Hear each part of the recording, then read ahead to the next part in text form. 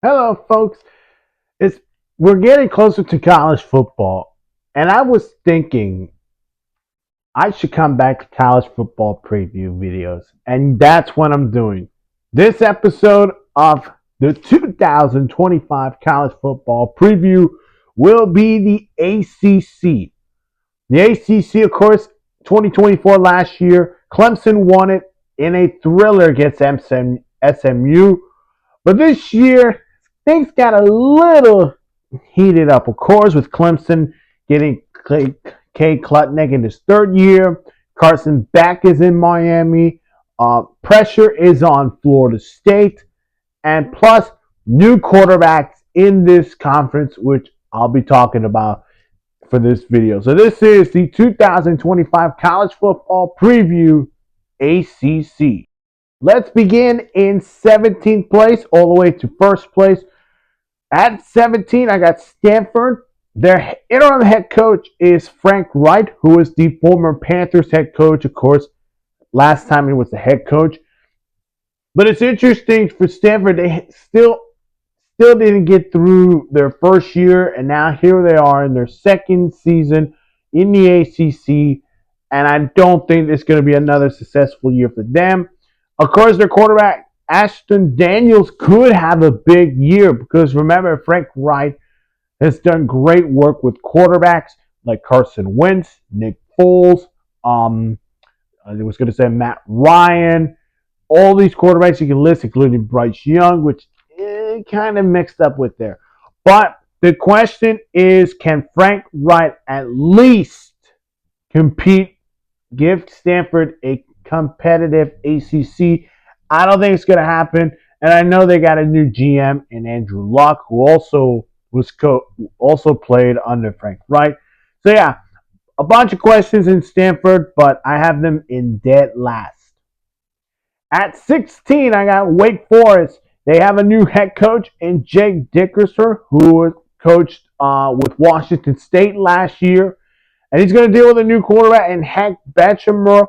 And came down to them and Cal. I think Wake Forest are going to have a little up and down this season, but questions around their defensive course, offensively, and expected about 11 transfers they're returning. So I got them at 16. At 15, I got the California Golden Bears, led by their head coach, Justin Wilcox, and their quarterback. It's interesting because they have Devin Brown, who is the transfer quarterback from Ohio State, but they also got this kid called Jaron Quincy Sakapalua, their quarterback. He is expecting to be the starter for this team. Of course, they did lose Brendan Mendoza from Indiana and Jalen Ott to Oklahoma, so that is going to be a hard to lose for California. But question is, are they going to get enough quarterback play for the Golden Bears to compete in the ACC? At 14, I went up and down with these two teams, but I'll get to them. Boston College at 14. Of course, Bill O'Brien, head coach, of course, in his second year. No Thomas Castellanos, of course, but Grayson James is probably expected to be the starting quarterback for this Golden Eagles. Still questions on that team. I just don't know about their competition level in the ACC.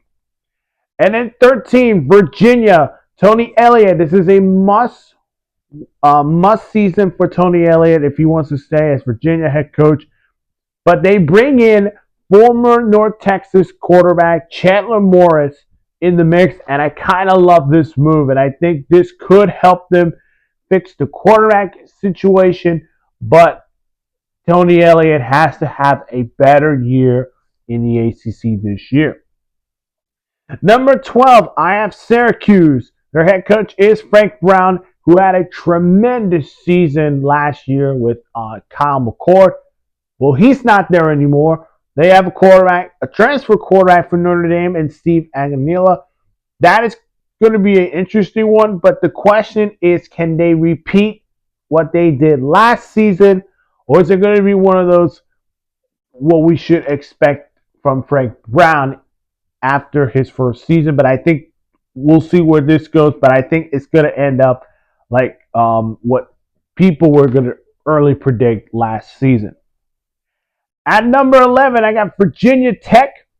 Their head coach is Brent Pray, and their quarterback, Karen Drones, is back.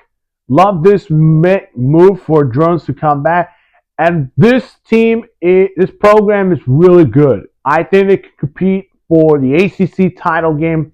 The question is, can they win these ACC games and non-conference games? Because they're going to have some real tough opponents in the ACC, but non-conference, they got to win some games. But I think Virginia Tech is going to be okay if they can win games in the ACC.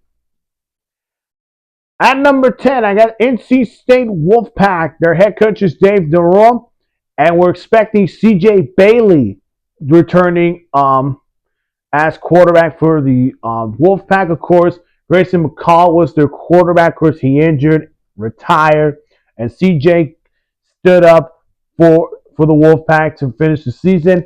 Now he gets his full-time job, and can he be the missing piece for this Wolfpack team? And honestly, questions around the Wolfpack, of course. So we'll see where this goes. At number 9, I got Duke. Their head coach is Manny Diaz in his second season. They do have a transfer quarterback from Tulane and Dorian Mensoha. Of course, I felt like they could have kept Malika Murphy, who is transferred to Oregon State. But it felt that they need some quarterback talent, and they get this guy from Tulane and Dorian Mensoha. I think he's going to be a great player for Duke. The question is, how long is he going to be there in order for him to be competitive for Duke? Now let's talk about this one. Number 8, I have North Carolina. Their first-year head coach, Bill Belichick, and their quarterback is Gio Lopez. Okay, so a lot of people are going with what's going on with the Tar Heels. They hire a head coach who was a Super Bowl champ with the Patriots, also as an assistant. He now goes to Chapel Hill and coaches a college football team that is an actual college basketball program. He has no college football experience, and he's coming in his first year with some questions. Of course, he has his girlfriend, of course, off the field. But will they be competitive in the ACC under Bill Belichick? And they bring in a former South Alabama quarterback in Gio Lopez.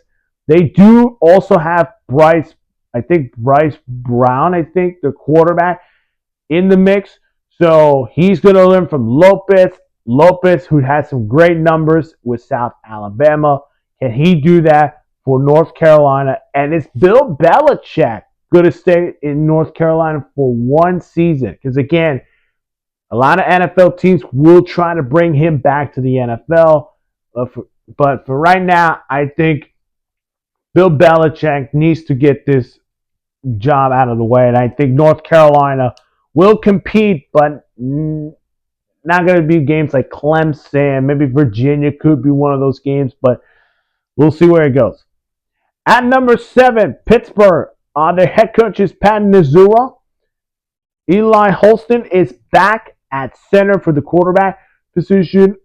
They're going to be competitive next season. Of course, they lost to Tulsa in a bowl game, but they need to improve defensively as well and offensively if they're going to compete in the ACC. At number 6, Louisville. Their head coach is Jeff Brom, and they're bringing in a transfer quarterback, and this is interesting, former USC quarterback Miller Moss in the team. I think Miller Moss is the missing piece in Jeff Brom's offense. They're going to use him as a play-action guy, take some deep shots, and they're going to help them compete for the ACC. Maybe compete with Clemson, Georgia Tech, Miami, those those kinds of teams. SMU also, but I think Louisville's the dark horse of this season. Number 5, I have Florida State. Their head coach is Mike Norvell, and they did bring in former Boston College quarterback Thomas Castellanos as their quarterback. Now, last season didn't go well with DJ Ungalua. He now is in the NFL. Will they bring in a quarterback who had a good season but then got benched for the rest of the season, goes to the transfer portal, and goes to Mike Norvell's offense in Florida State? So I'm interested to see what Castellanos is going to do on Florida State. But also the pressure is Mike Norvell. Of course, last season wasn't expected. 2 wins? 2 wins? I believe they're going to improve from 2 wins to 7 wins with Castellanos. They got to stay healthy. And if Mike Norvell gets them back to that team that should have been in the college football playoffs, that's what we want to see. Number 4, Miami. Their head coach is Mario Cristobal, and their quarterback is Carson Beck. This is going to be the big story. Can Carson Beck come back from the guy who's supposed to win Heisman Trophy last season to then the guy that has a shoulder injury, of course, and didn't have a good season in that Georgia Bulldogs offense, and now he's going to replace Cam Ward? That's interesting.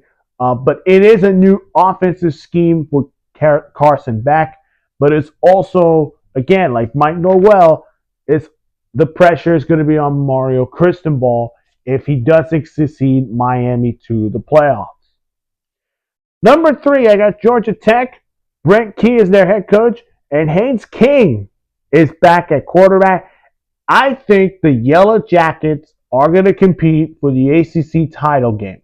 You can say SMU's part of it, Miami's there, Clemson, but Georgia Tech is the team to keep an eye on this season. And the hype with the Yellow Jackets, it might go up to maybe national champion contenders.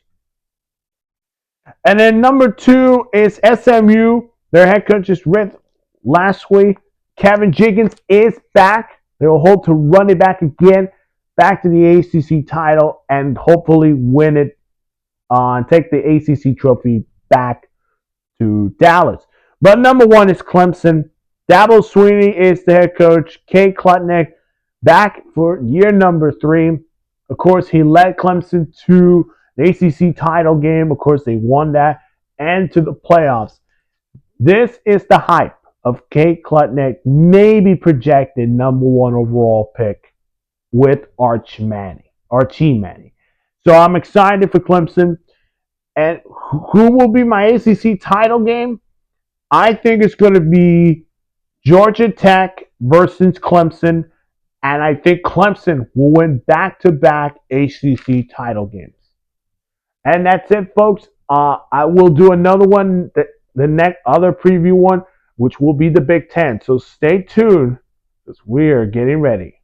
Hello there. If you have not seen my other videos, go check them out on my channel. Of course, hit that like button, subscribe to the channel, hit that notification bell for more sports news.